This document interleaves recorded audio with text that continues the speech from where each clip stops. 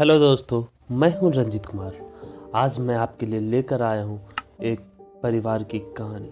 ये कहानी आप अंत तक जरूर सुनिएगा। तो चलिए कहानी को शुरू करते हैं। हेलो पापा। पापा को रोने की आवाज़ में, हाँ निया बोल। क्या हुआ मेरी बच्ची, क्यों इतना रो रही है? आप यहाँ आ जाओ पापा, मेरे पास। ठीक है मैं आता हूँ, पर तू रो मत। इकलौती बेटी को फोन पर रोता सुन नरेश का मन भारी सा हो गया। नरेश को समझ नहीं आ रहा था ऐसा क्या हो गया। परसों ही तो निया से फोन पर बात हुई थी राजी खुशी की, और आज इतना करुण विलाप। नहीं, अब नहीं रहा जाएगा मुझसे। नीता को लेकर उससे मिलने जाता हूँ। नरेश ने फोन पर बस इतना कहा पत्नी नीता से, मैं ऑफिस से जल्दी आ रहा हूँ, निया के घर जाना। क्यों, कैसे? इसका जवाब बाद में दूंगा। अभी 1 साल भी नहीं हुआ था निया और रोहित की शादी को। ऐसा क्या हो गया दोनों के बीच? इस क्यों का जवाब पाने के लिए दोनों 2 घंटे का सफर तय करके बेटी के पास जल्दी पहुंचना चाहता था। नरेश के मन में विचारों का मंथन चल रहा था। निया के घर का माहौल बड़ा तनावग्रस्त लगा नीता और नरेश को। घर की छोटी छोटी बातें ना सलटने पर क्लेश का रूप ले लेती है। ऐसा ही कुछ निया और रोहित के साथ हुआ। नरेश बारी बारी से दोनों को समझाने की कोशिश कर रहा था। निया शांत होकर पिता की दी नसीहत सुन रही थी, पर रोहित को ससुर के दिए सुझाव सही नहीं लग रहे थे। उल्टे उसने नरेश के संस्कारों और परवरिश पर उंगली उठानी शुरू कर दी। मियाँ बीवी की आपसी लड़ाई की इस आग ने इतना विकराल रूप ले लिया था कि उसकी चपेट में मायके वाले भी आ गए। रोहित की बदतमीजी से नरेश आग बबूला हो गया। क्या हालत कर दी मेरी बेटी की 1 साल में। कितने नाजों से पाला है मैंने इसको, वह तो दिख रहा है।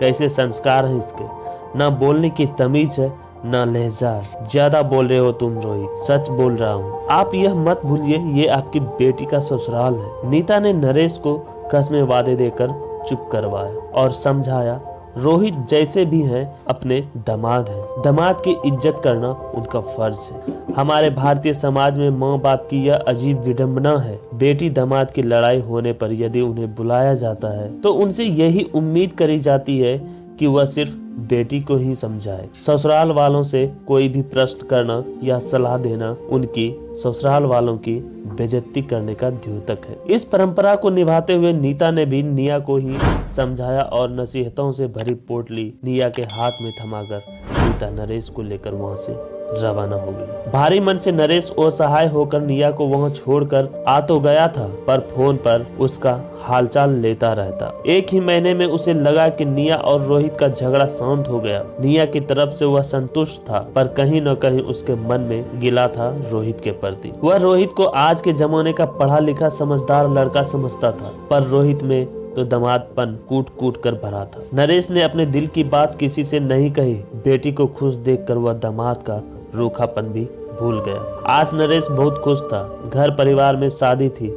उसे पता था निया भी अपने कजिन की शादी में आएगी, पर निया ने तबीयत खराब होने का बहाना बनाकर आने से मना कर दिया। नरेश थोड़ा परेशान तो हुआ, पर सोचने लगा 1 महीने के अंदर ही राखी है, जब मिल लूंगा। रोहित की बेरुखी के कारण निया के घर जाने का उसका फिलहाल मन नहीं हुआ। पूरा दिन निकल गया राखी का, पर घर में सूनापन पसरा ही रहा। निया आज भी नहीं आई। नरेश को समझने में कतई देर नहीं लगी कि इसके पीछे रोहित का हाथ है। नरेश ने नेहा को फोन मिलाया। अपनी कसम देकर न आने का कारण पूछने लगा। रोहित ने मुझे आने से मना कर दिया है पापा। कहते हैं तेरे मायके वालों को दामाद की इज्जत करनी नहीं आती। तेरे पापा ने मेरी बेइज्जती की है। अब मैं उस घर में कभी नहीं जाऊंगा। तुझे भी अपने घर जाने की कोई जरूरत नहीं है। फोन के दोनों तरफ मौन पसर गया। थोड़ी देर के चुप्पी के बाद निया बोली, अभी काफी गुस्से में है रोहित। जब उनका गुस्सा शांत होगा तब मैं उनको मना लूंगी। और उसमें कितना समय लगेगा?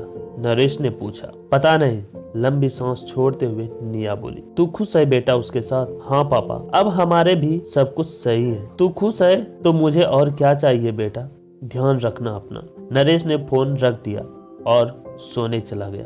पर उसके दिमाग में एक शब्द गूंजता रहा, दामाद की इज्जत करनी नहीं आती। व्यथित द्रवित नरेश विचारों के गर्त में गिरता जा रहा था। बिस्तर में करवट बदलते बदलते वह अपने आप को 25 साल पहले ले गया। बड़े ही जाने पहचाने शब्द लगे उसको, ये दामाद की इज्जत करनी नहीं आती तेरे घर वाले को। जो शब्द वह दामाद से सुन रहा था 25 साल पहले उसने भी तो बोले थे। उसने नहीं, उसके दामादपन के अहम ने। पर अब अपने दामाद से यह सब सुनना उसके मन को द्रवित कर रहा था। क्या रोहित ने मेरा अपमान नहीं किया? एक दामाद को किसने इतना हक दिया कि परेशान बेटी के पिता उसका विरोध करे तो उसकी ही परवरिश पर उंगली उठाए? रोहित को हमारा और निया का रिश्ता खत्म करने का हक किसने दिया? आज जितना इतना लाचार खुद को कभी महसूस नहीं किया नरेश ने। मन तो आया 2 मिनट में रोहित की अक्ल ठिकाने लगा दे, पर आखिर वह उसकी बेटी का पति है, इसलिए खून का खून पीना ही उसने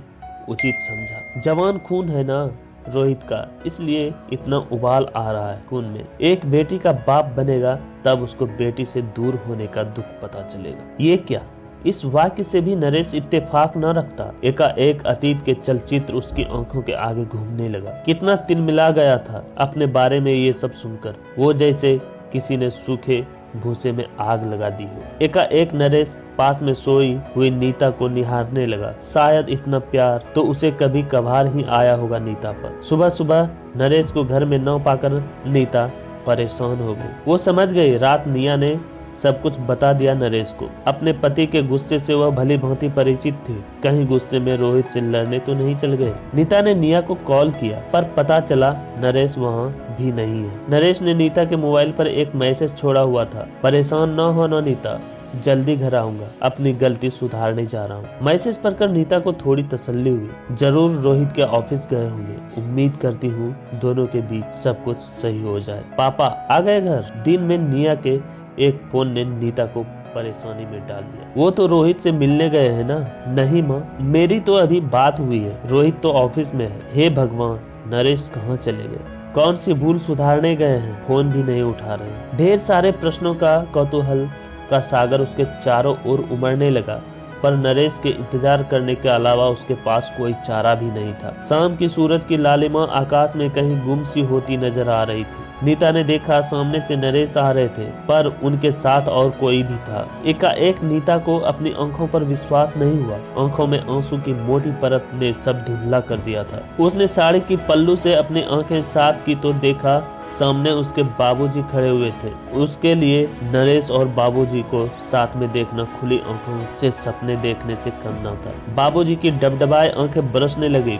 बाप बेटी को 25 वर्षों की वियोग की ये पीड़ा निःशब्द आंसुओं के रूप में बहने लगी। मुझे माफ कर दो नीता, मैंने अपने झूठे अहम के कारण 25 साल तुम्हें तुम्हारे माँ बाप के प्यार और मायके के दुलार से वंचित रखा। ठीक ही तो कहा था उस दिन बाबूजी ने, बेटी का बाप बनकर ही बेटी को बाप से दूर करने का दर्द पता चलेगा। तुम्हारी मेरी छोटी सी लड़ाई पर हम हर बार फोन करके तुम्हारे घर वालों को बुला लेता और उन्हें ना जाने क्या क्या बोल देता, पर उनका कुछ भी बोलना मुझे अपना तिरस्कार लगा। कैसे 25 साल पहले कोई भी बात सुने बिना मायके या ससुराल में से एक को चुनने का फैसला तुम्हें दे दिया था मैंने। याद है मुझे आज भी वह दिन, तुम बिना कुछ कहे अंदर चली गई थी। बाबूजी जाते जाते मुझसे यह कह गए कि बाप बनने पर ही बेटी से दूर होने का दर्द मुझे पता चलेगा। उनका यह कटाक्ष तीर की तरह चुभा था मुझे, और मैंने कसम खा ली थी कि न मैं कभी तुम्हारे मायके जाऊंगा और न तुम्हें जाने दूंगा। मैं तुम्हारा दोषी हूँ नीता।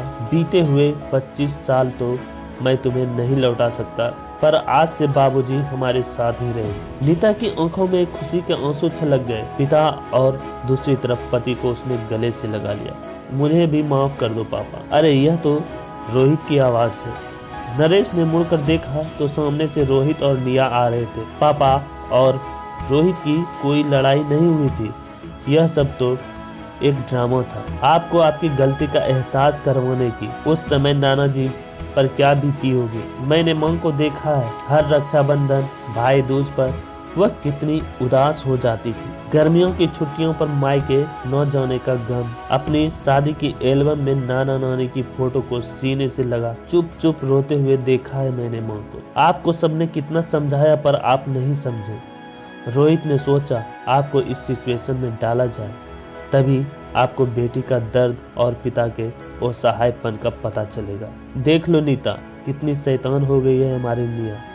दामाद जी, आप भी किसी से कम नहीं, आपने मेरी आंखें खोल दी। बहुत बहुत शुक्रिया, नरेश ने अभिभूत होकर कहा। आज मुझे मेरा पूरा परिवार मिल गया। नीता ने खुशी से सबको गले लगा लिया। तो दोस्तों, आप में कमेंट करके बताएं कि ये एक परिवार की कहानी कैसी लगी। अगर पसंद आए तो वीडियो को लाइक करें और ऐसी ही कहानी सुनने के लिए हमारे channel A to Z story को सब्सक्राइब करें और बेल आइकन प्रेस करना ना भूलें, ताकि जब भी मैं कोई कहानी अपलोड करूं तो उसका नोटिफिकेशन सबसे पहले आप तक पहुंचे। धन्यवाद।